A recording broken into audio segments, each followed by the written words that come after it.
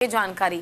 तो देखिए, जिस तरह से शेख हसीना अब इस्तीफा देने के बाद भारत पहुंची हैं, तो इसको लेकर भी कई सवाल उठने लगे हैं। अब राहुल गांधी को लेकर जानकारी। राहुल ने बांग्लादेश में उभरते हालात पर विदेश मंत्री से बात की है और द हिंदू अखबार में इस खबर को तरजीह दी गई है। आपको बता दें कि लोकसभा में विपक्ष के नेता राहुल गांधी ने सोमवार को विदेश मंत्री एस जयशंकर से बांग्लादेश में उभरती स्थिति के बारे में बात की। सूत्रों ने बताया कि लोकसभा की कार्यवाही स्थगित होने के तुरंत बाद गांधी ने मंत्री से औपचारिक रूप से बात की है।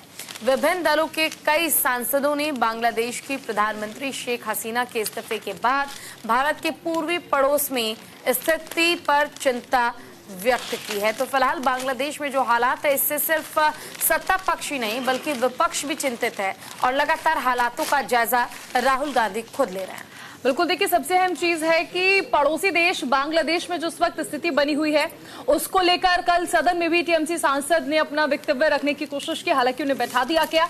तो कुल मिलाकर ये कहा जा सकता है कि सबसे अहम चीज ये है कि पड़ोसी देश बांग्लादेश और वहां पर इस वक्त जो स्थिति बनी हुई है उसने हर किसी को हैरान कर दिया था। प्रदर्शनकारी जिस तरह से उपद्रव मचा रहे थे, सड़कों पर आग लगाई जा रही थी, लेकिन इन सबके बीच खबरें ये भी आई कि हिंदुओं का कत्लेआम वहां पर शुरू कर दिया गया है। इसको लेकर भी चिंता जाहिर होने लगी और ये कहा गया कि ठीक है, कई संख्या में, बड़ी संख्या में जो वहां से हिंदू है उन्हें भारत बुलाया जाएगा क्योंकि स्थिति वहां पर उनके लिए अच्छी नहीं है। विपक्ष की बात कर ले तो ना सिर्फ देखिए राहुल गांधी बल्कि साथ ही कई विपक्षी नेताओं ने बांग्लादेश का मुद्दा जो है और बांग्लादेश में जो हिंसा भड़की है उस मुद्दे को सदन में भी उठाया था और खुद राहुल गांधी ने विदेश मंत्री एस जयशंकर से बातचीत भी की थी क्योंकि स्थिति वहां पर ठीक नहीं है। यहां तक कि बीएसएफ जो है वो अब पूरी तरह से बॉर्डर पर नजर बनाए हुए है। आने वाले समय के लिए सुरक्षा जो है वो और भी चाक चौबंद कर दी गई है, सुरक्षा व्यवस्था जो है वो बढ़ा दी गई है।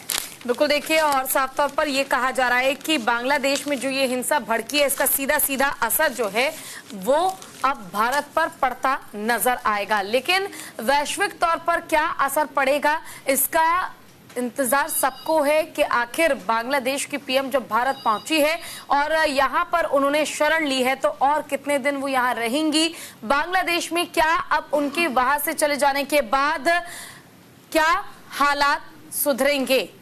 बिल्कुल, देखिए, हालात इसलिए भी ज्यादा मायने रखते हैं क्योंकि पड़ोसी देश है। आपको याद होगा श्रीलंका में भी ऐसी स्थिति एक बार उत्पन्न हुई थी जिस दौरान कंगाल हो गया था श्रीलंका, दिवालिया होने की कगार पे था और उस दौरान प्रधानमंत्री रानिल विक्रमसिंघे जो हैं वो देश छोड़कर भागे थे। हालांकि यहाँ पर बांग्लादेश में स्थिति ऐसी नहीं है, कंगाल नहीं हुआ है, लेकिन इसके बावजूद स्थिति जिस तरह से खराब हुई थी, ऐसे में शेख हसीना का पीएम पद से इस्तीफा देकर भारत आना कहीं ना कहीं ये दिखाता है कि इतने मुस्लिम देश हैं लेकिन उसके बावजूद उन्होंने भरोसा भारत पर जताया और ये भारत और बांग्लादेश के संबंधों का ही एक नतीजा है। ठीक है, खबरों में बढ़ते आगे। प्रधानमंत्री ने कहा अनुच्छेद 370